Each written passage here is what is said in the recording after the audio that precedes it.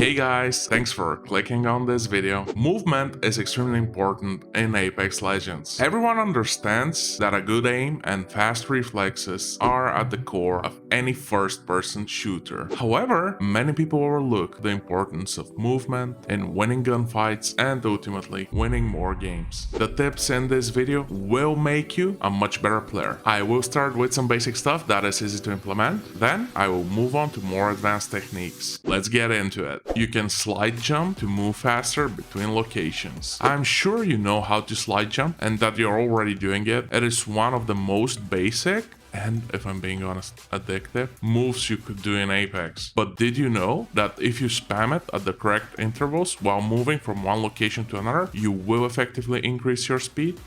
Well, now you do. In Apex Legends, you can strafe while you're in the air. I don't know how realistic this is. I've never done any skydiving or anything like it. So, as well as when jumping on an Octane pad, if you are running Horizon, her passive increases the ability to air strafe even after the nerf. Use this in order to adjust where you fall, as well as to be harder to hit. Simply stop pressing W and press A or D while you're in the air. Strafe while you loot. This is perhaps the simplest habit you could develop in order to survive in Apex Legends. While you loot the death box, strafe left and right in order to present a harder target to anyone trying to snipe you from far away. This is even more important in the late game where they might have a Kraber. To be honest, strafing is the bread and butter of movement in most first-person shooters, and Apex is no exception. I will go into a lot more detail on strafing a bit later in the video. Move to cover and play from cover. While Apex is a game about movement, it is ultimately a shooter. Cover is an extremely important tool in any first-person shooter. In Apex Legends, like in most modern shooters, the bullets of your gun actually come out of the face of your model in the game. This means that in order to shoot at someone, you only need to show a small part of your head outside of cover. You don't need to expose any more flesh than you need to. You might hear this referred to as head glitching, and it's an advanced technique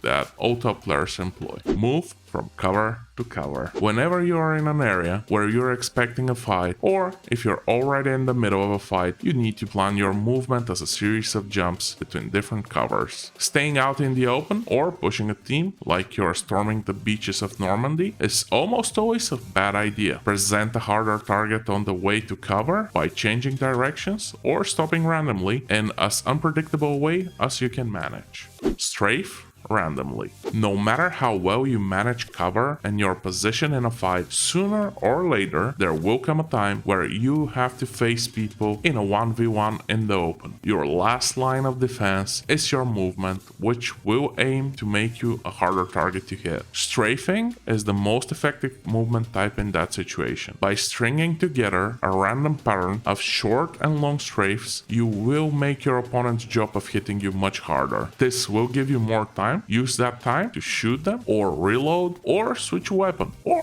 even punching them. While you could employ other moves as well, they're less efficient, and I will cover why in a bit. Don't move back and forth in a gunfight. While it might be intuitive to move close to your opponent as you shoot them, you should never do it in a straight line. The same is true for going backwards. Doesn't matter if you're facing your enemy or running with your back to them. When you move closer or farther away from your enemies in a straight line, from their perspective, you're presenting them with a stationary target. This will kill you faster and make their life easier. And if there's one thing you need to do in Apex, it's make your opponent's life harder.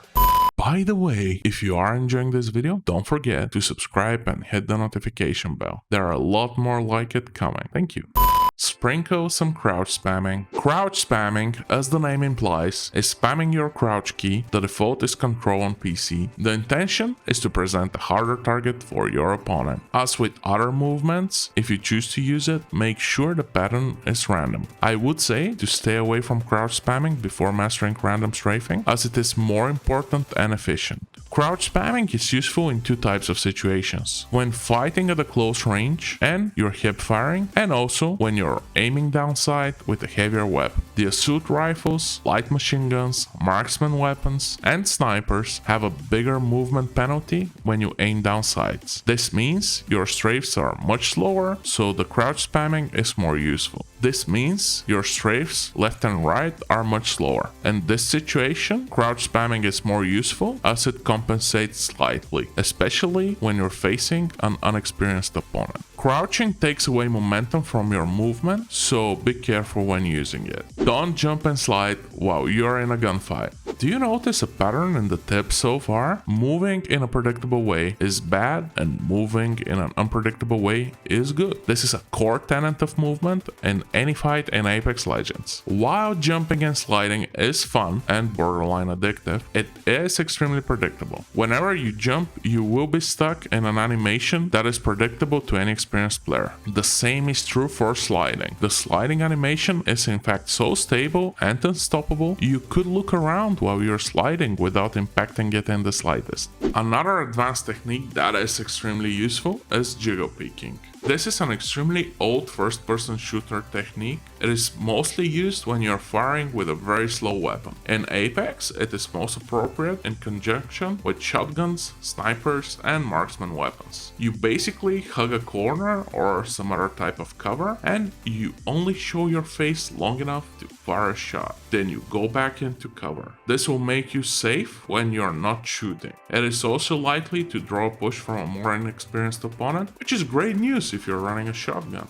Learn to slide hill. This is extremely useful when you're stuck in the ring, or if you're running from a fight and you're not sure if they're chasing you. One way to keep moving at a decent pace while you heal your HP or shields is to slide on the incline and ride it. The slide will not cancel your heal animation, and you will keep moving at a good speed. What you do is you execute the slide jump, and while you're in the air, you pop the healing item and just keep sliding. Another advanced technique is to jump on walls. This advanced technique is used to climb to some locations in a faster or more unpredictable manner. It is also used to win some time to reload or to gain a surprising angle on an unsuspecting opponent. It is extremely hard to pull off compared to the previous steps, and the advantage you gain from it is very slim, so don't try to master it too early. It's better to focus on the fundamentals when you're starting out. Bunny hopping. It is hard to do, and I don't believe it is all that useful, but you know, people want to see the bunny hops. If you're on mouse and keyboard, the easiest way to do it is to bind your secondary jump key to your mouse scroll wheel. You enter a slide jump and you start spamming the mouse scroll. At this point, you could also stop pressing the W key and strafe left and right with the A and D key. Using this will make you a harder target to hit while healing. I'm going to link a video that's not mine, but is probably the best on b-hopping in Apex. There, you'll get more details on this technique.